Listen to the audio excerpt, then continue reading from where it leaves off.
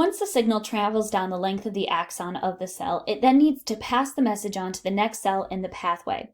These cells are going to be designed for quick and efficient communication, but we still need to get the message from inside one cell to another. So we're going to do this through the release of neurotransmitters.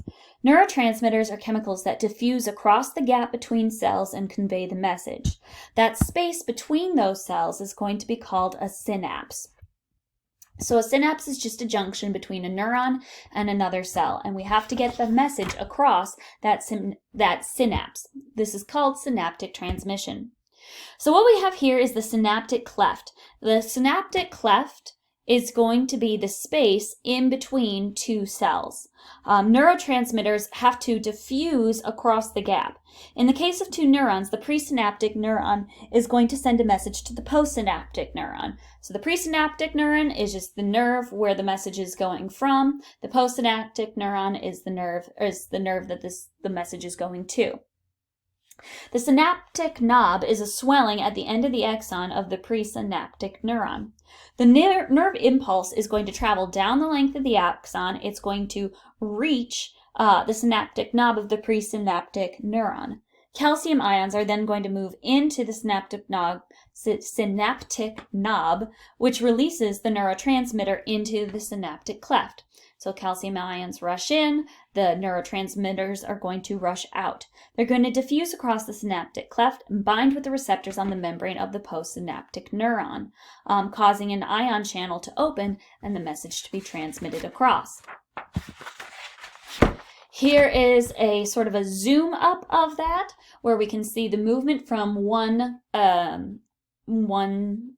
neuron to another. These little vesicles containing the neurotransmitter are what are called synaptic vesicles. They're going to be released. They're going to induce their neurotransmitters to open up, diffuse to the other side into the synaptic gap or the synaptic cleft.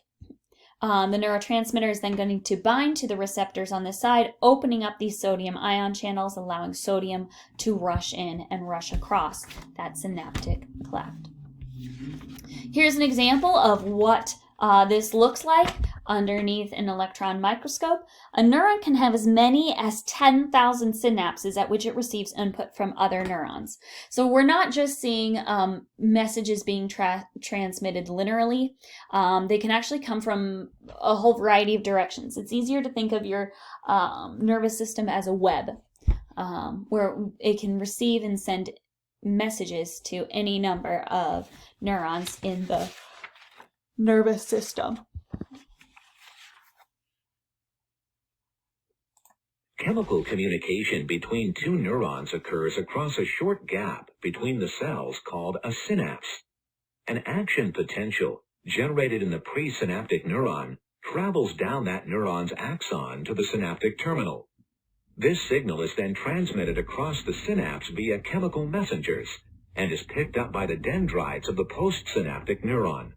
These dendrites then convey the signal to the cell body and axon of the postsynaptic neuron, where the action potential is regenerated. When the action potential reaches the synaptic terminal, it triggers an influx of calcium ions. This influx of calcium triggers the fusion of synaptic vesicles in the synaptic terminal with the terminal membrane.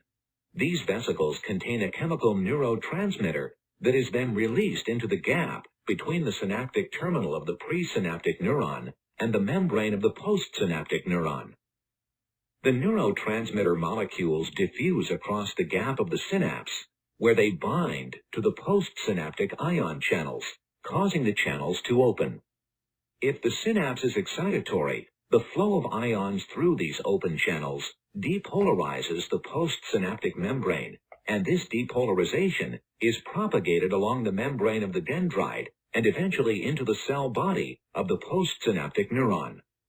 If the signal is strong enough, and depending on what other signals are being received by the postsynaptic neuron at the same time, another action potential will be generated when the signal reaches the axon of the postsynaptic neuron. Once a neurotransmitter is used, it must be cleared from the synapse.